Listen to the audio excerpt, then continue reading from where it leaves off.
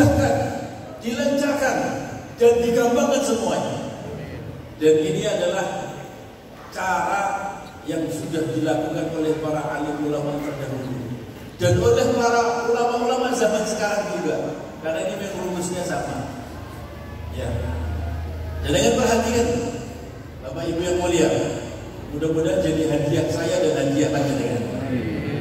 Napa niku carane beno hajat duniawi dan ukhrawi panjenengan terkabul, maka syaratnya hanya satu saja. Berbuatlah amalan-amalan yang bisa mengundang rahmatnya Allah sebanyak-banyaknya. Sudah itu saja. Berbuatlah amalan, ya, beramallah. Apa saja amalan? Saya kasih tahu amalan-amalan yang mengundang rahmat. Tapi amalan itu, ya, bisa mengundang rahmatnya Allah sebanyak-banyaknya datang kepada panjenengan. Kalau sudah rahmatnya Allah datang kepada panjenengan, maka semua hajat jenengan duniawi dan ukhrawi kabul semuanya. Kenapa? Karena rahmat Allah meliputi segala-galanya. Ini cerita ini. Rahmatnya Allah itu meliputi segala-galanya. Jodoh, anak, istri, suami, aman, tentrem, sehat, nikmat, kaya, ya toh? Apa saja lah jenengan itu. Masuk surga bareng dengan Rasulullah, mimpi berjumpa Rasulullah. Apa saja hajat jenengan kabul semua. Karena itu bagian dari rahmatnya Allah. Jenengan mimpi jumpa Rasulullah itu rahmatnya Allah. Jenengan ketemu sama ulama-ulama besar dan bisa salaman, duduk sama beliau, itu rahmatnya Allah.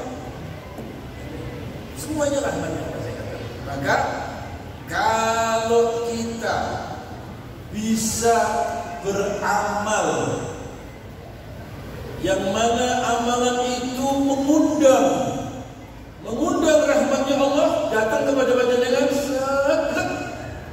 wes kabul kabeh. Jenengan turun didatangi daripada apa yang jenengan hajat. Ini hak dan ini janji dari Allah. Paham apa itu Bapak Ibu ya? Tadi itu contohnya sudah ada yang Ali mengatakan. Orang itu tidak sengaja, tapi karena yang dia amalkan itu memang bagian dari janjinya Allah, maka Allah menepati janji. Orang tadi itu berbuat baik dibandingkan binatang. Dia tidak sengaja, dia tidak ada pikiran dalam dirinya bahwa saya berbuat seperti ini biar ibu saya sehat. Saya berbuat seperti ini biar nanti ibu saya keluar dari ICU. Tidak ada pikirannya. Hanya merentol hatinya, tersedik hatinya ketika melihat seekor kucing yang kehujanan, pindahnya anak satu persatu dan kedinginan, maka timbul dalam hatinya rahmat. Saya pesaknya binatang, kehujanan, kedinginan, sedang dia minta perlindungan kepada siapa dia akan berlindung. Kebetulan saya kalau dikasih oleh Allah melihat ini binatang, maka saya punya kewajiban untuk menolongnya. Timbul hati anak tadi sebuah kesadaran, akhirnya sampai dia mau berkorban, melepaskan dari jas hujannya yang mestinya dia kehujanan.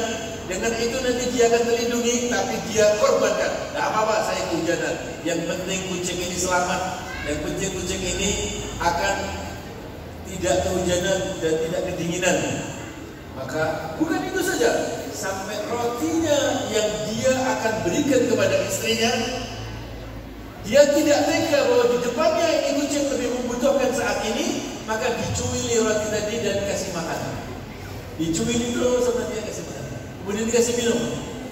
Ini orang baik, dan Allah berjanji baiknya dibuktikan sama dia dengan kasih sayang dan seekor binatang. Maka Allah berjanji dalam Quran, Inna rahmatallahi qaribun minal muhsinin. Sesungguhnya rahmat Allah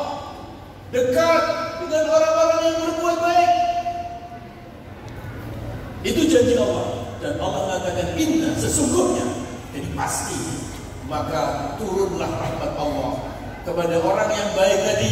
Apa rahmat Allah terhadap anak ini? Dalam hatinya yang paling dia hajatkan kesembuhan ibunya. Anak ini pikiran berat atas kesakitnya ibunya karena masuk ICU dan bahkan sudah tidak sadar beberapa hari. Maka Allah tahu hajat anak ini adalah butuh untuk sembuhnya ibunya.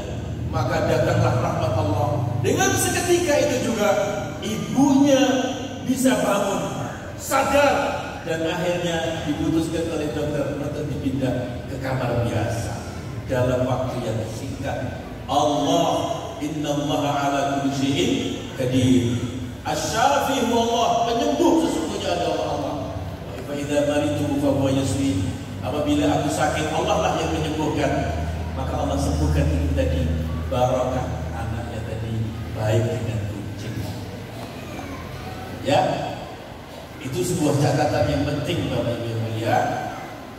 Ya, maka untuk itu berbuatlah amalan yang bisa mengundang rahmatnya Allah sebaik-baiknya, sebanyak-banyaknya, maka hajat kita kabul. Apa itu diantaranya? Satu, tadi yang sudah saya bacakan ayat suci Al-Quran tadi. Berbuatlah baik kepada semua manusia, Muslim atau non-Muslim. Jangan dibedakan, itu Bani Adam. Bapak Ibu yang mulia, panjenengan kertas. Nabi besar Muhammad SAW itu mimpin tentara 10.000, panglima, ya, memimpin tentara 10.000. Mau apa? Mau membuka kota Mekah, karena beliau terusir dari tanah kelahiran beliau di tanah Mekah Mukarramah, diusir oleh orang kafir Quraisy dan dikuasai oleh kafir Quraisy. Maka dan di sana ada Baitullah. Maka Rasulullah ingin membebaskan Baitullah dan membuka Mekah Mukarramah dengan membawa 10.000 tentara. Berada di depan Rasulullah dengan kudanya dan di belakangnya adalah pasukan-pasukan dan pasukan. Begitu di tengah-tengah perjalanan itu para jemaah mulia, Rasulullah melihat seekor anjing yang baru menyusui beberapa anaknya, melingkar di jalan, ya tidur di jalan. Ya kalau anjing itu biasanya menyusui kan tidurnya. Dia tidur, kemudian beberapa teteknya anjing tadi diminumi anak-anaknya yang tinggal di situ. Maka Rasulullah berhenti. Sakit betul di anjing kata Rasulullah. Nanti kalau saya melintasi di sini, bakal diinjak-injak oleh tentara dengan kuda, dengan yang naik onta dan jalan kaki.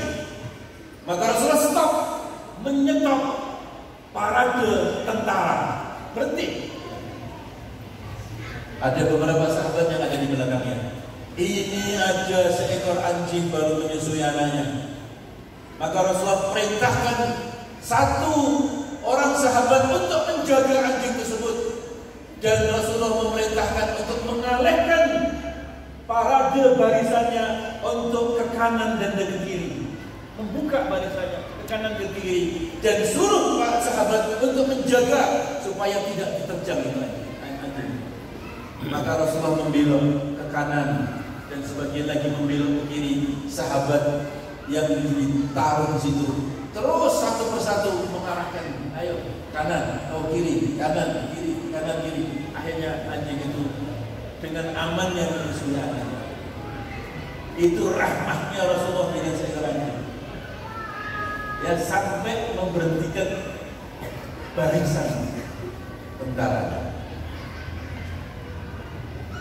Para jemaah yang mulia, itu adalah amaliyah berbuat baik dengan makhluk Allah. Ya.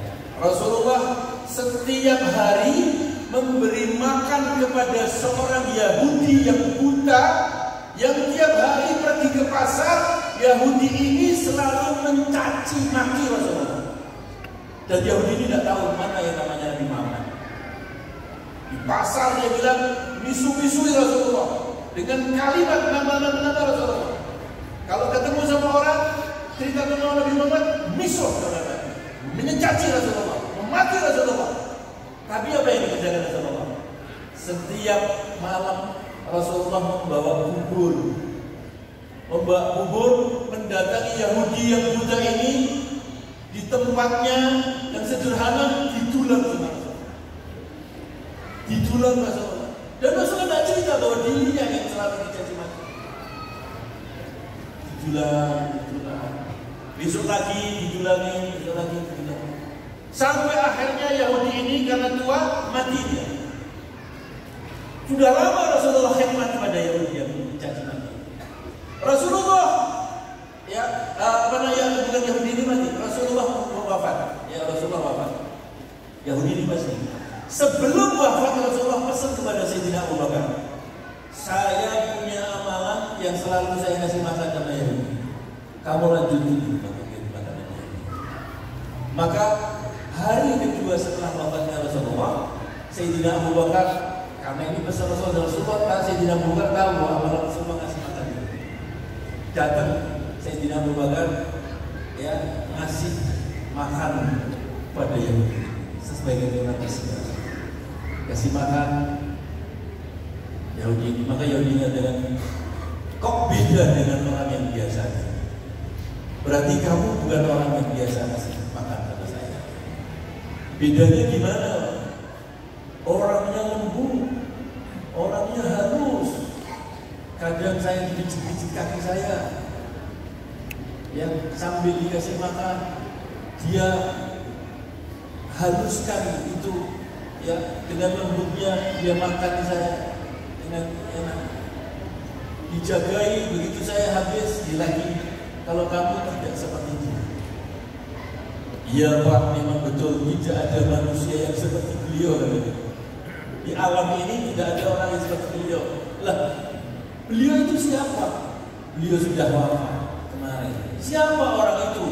Muhammad bin Abdullah Rasulullah. Jadi tidak ada orang seperti dia. Saya adalah sahabatnya yang dipesan untuk memberi makan kepada Bapak. Dan beliau kemarin sudah meninggal.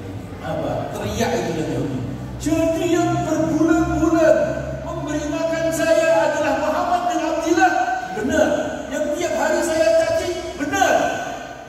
Maka ulurkan tanganmu, saya akan menjadi Muhammad bin Abdullah. Syahadat asyhadu an la ilaha illallah wa asyhadu anna Muhammadar Rasulullah. Benar itu Nabi. Benar itu orang hak. Saya caci maki tapi saya dihormati seperti itu. Saya dilayani seperti itu. Jadi para jamaah yang mulia, jadi kembali kepada rahmat tadi. Kembali kepada rahmat. Panjenengan kepengin hajatnya kabul, pengen lancar segini, pengen mlebu surga, pengen gampang uripe, nikmat uripe. Syarat yang pertama, berbuatlah baik dengan makhluk Allah, terutama pada bapak ibu panjenengan. Karena fal aqrab orang yang lebih dekat kita. Pertama yang paling dekat kita adalah bapak ibu kita, kemudian guru kita. Karena bapak kita, orang tua kita itu tiga. Satu adalah orang yang menjadi sebab kelahiran kita, bapak jasad, ibu jasad yang melahirkan kita. Yang kedua adalah bapak rohani kita, yaitu guru yang membangun rohani kita. Kemudian yang ketiga, bapak kita adalah bapak ibu kita adalah orang yang menjadi sebab kelahiran istri kita. Itu adalah bapak ibu kita juga, itu namanya orang tua. Maka kita berbuat baik kepada beliau-beliau itu. Kemudian kepada siapa? Kepada anak istri, kemudian kepada saudara, kemudian kepada tetangga, kemudian kepada kawan, kemudian kepada muslimin dan muslimat, kemudian kepada semua manusia, kemudian kepada binatang, kemudian kepada tumbuh-tumbuhan, kemudian kepada lingkungan hidup. Berbuatlah baik sebisanya, semampu panjenengan. Ya, semakin ikhlas dengan berbuat baik, semakin banyak dan ikhlas, semakin datang rahmat Allah yang bagus, yang banyak.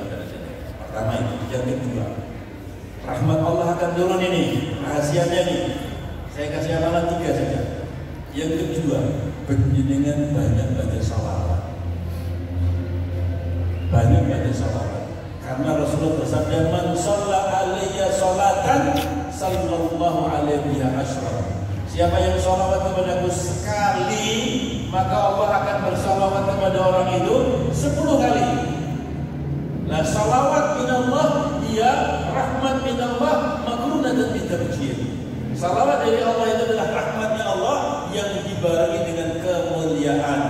Maka siapa yang banyak salawat, maka akan banyak rahmat Allah datang kepada orang itu. Dan kunci untuk membuka rahmatnya Allah, salawat. Kenapa dengan doa? Kalau tidak membaca salawat, doa dengan tidak kabul. Karena dengan tidak membawa kunci membuka rahmatnya. Maka harus banyak salawat. Ya, banyak salawat. Bapak Ibu, Imam Jazuli dulu, beliau itu ketika dalam perjalanan dengan murid-muridnya di satu tempat, mau kehausan dengan murid-muridnya, banyak kehausan, ada sumurnya itu dalam dan tidak ada timbanya. Akhirnya bingung beliau, lihat-lihat ini ada air, saya kehausan, tapi gimana nih caranya minum, tidak ada timbanya ini. Ada seorang pengembala kecil, pengembala kecil datang, "Pak, ada apa Pak?" "Ini nak, ada punya ember tanah. Saya haus dengan murid-murid saya ini, dan saya mau ngambil air tapi tidak ada timba dan tidak ada kerean." "Pak, caranya begini Pak, tidak perlu pakai timba." Maka orang itu tengok gini, Umi, airnya naik sampai di depan di atas. "Silakan Pak, minum." Begini caranya naikin air. Oh, sakti banget. Anak kecil bisa naikin air sampai ke sumur. Pak, orang kampung sini sengaja memang sumurnya tidak pakai timba. Kenapa? Karena caranya naikin seperti itu. Semua orang di kampung seperti itu. Maka tidak dikasih timba. Kok sakti orang kampung ini? Kenapa? Karena salawat. Jadi saya tadi baca salawat. Begitu saya baca salawat, minta sama Allah, akhirnya naik di atas bibir.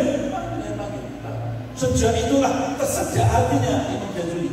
Saya ini ulama besar, kok tidak sesakti daripada anak ini dengan salawat? Kalau begitu saya akan karang salawat. Maka keluarlah Dalailul Khairat. Pengarang Dalailul Khairat adalah Imam Jazuli, yang sekarang menjadi amalannya para kiai-kiai. Tirakat Dalailul Khairat itu sakti di Dalailul Khairat. Dan jenengan baca Dalailul Khairat dan betul-betul istiqamah, maka jenengan akan kabul daripada doa-doa jenengan karena salawat. Tapi bagi orang-orang awam, kalau tidak bisa baca Dalailul Khairat karena itu adalah panjang, ya jenengan baca salawat. Allahumma sholli ala sayyidina Muhammadin wa ala ali sayyidina Muhammad. Yang mau Dalailul Khairat, saya ijazai baca Dalailul Khairat. Ajaztukum fi qira'ati Dalailul Khairat kama jazani Abdurrahman bin Muhammad bin Salim bin Habib Ali Masyhur bin Habib wa Habib Ahmad Al-Habsyi sahibul Mahad di Palembang, Mahad Riyadh di Palembang, Walid Habib Muhammad. Ada satu Dalailul Khairat jazani. Saya ijazah baca Dalailul Khairat di bagian. Terus yang ketiga amalan untuk Dalailul Khairat, jenengan harus istiqomah sholat qobliyah asar 4 rakaat. Itu juga amalan yang Dalailul Khairat. Karena Rasulullah bersabda, "Rahimallahu imra'an shalla qabla asri arba'an." Semoga, kan itu doa pasti. Kan doanya Nabi, semoga Allah rahmati seorang hamba yang sholat sebelum asar 4 rakaat. Semoga Allah rahmati. Itu Rasulullah. Maka jenengan sudah berpahala. Sudahlah 3 amalan ini. Ya, jenengan berbuat baik kepada manusia. Berbuat baik yang paling baik apa Bapak? Ibu. Berbuat baik yang paling baik apa? It'amu ta'am, kata Syekh Abdul Qadir Jailani. Memberi makan kepada orang. Jadi kalau jenengan punya hajat, berilah makan kepada orang. Bagi sembako, beras, gula, teh, minyak goreng, susah bisa ya. Minyak goreng. Bagi itu orang-orang, kasih tetangga. Minta apa hajat? Minta disembuhkan, bagi. Ya, ngawinin anak biar berkah. Ngawinin anak biar berkah. Gimana caranya? Uang yang digunakan untuk nanggap dangdutan dan uang yang digunakan untuk nanggap campur sari atau ledean, kira-kira berapa Pak? Saat ini pinter Pak? Nek nanggap itu 30 juta 30 juta ya. Uang yang digunakan untuk nanggap itu wayangkah, campur sari kah, dangdutan kah, 30 juta. Toko beras kambing, belikan beras 30 juta. Insya Allah akan dapat kurang lebih 1 ton demikian. Bagikan ya 5 kilo ya, dibungkusi 5 kilo. Tulisi mohon doa untuk keberkahan anak saya yang baru saja melangsungkan pernikahan, masuk hidup baru fulan, mudah-mudahan jodohnya langgeng, dapat keturunan soleh dan solehah, syukur jeronya yang amplop, sekedar ya 5 kilo beras sama amplop 20 boleh, 10 boleh, syukur sekedar. Lajeng napa? Sak kelurahan ini miskin didaftar, dibagikan itu beras sama amplop sekedar yang kampung miskin, atau semuanya dapat, yang kaya miskin dapat, tonggo-tonggo semua. Nanti ada orang miskin itu beras 5 kilo dan sekedar terus mojo, wah ya Allah, muga-muga berkah itu ya, muga-muga ini kira-kira yang didongake wong sak kelurahan kabeh napa mboten? Anak jenengan barokah, amin. Anak jenengan dapat anak yang soleh dan solehah, jodohnya langgeng, hidupnya nikmat karena didongake wong sak kelurahan. Tapi dan jenengan nanggap campur sari, mungkin jenengan datang ke setan. Bisa jadi ya, karena apa? Nonton wong itu, kita dan sebagainya. Lebih berkah seperti itu. Dan lebih masya Allah. Ini berbuat baik kepada manusia, maka akan turun rahmatnya Allah. Akan turun rahmatnya Allah. Yang ketiga tadi itu dengan salat sunnah 3 rakaat sebelum asar. Moga-moga kamu supaya saya. Amin ya Allah.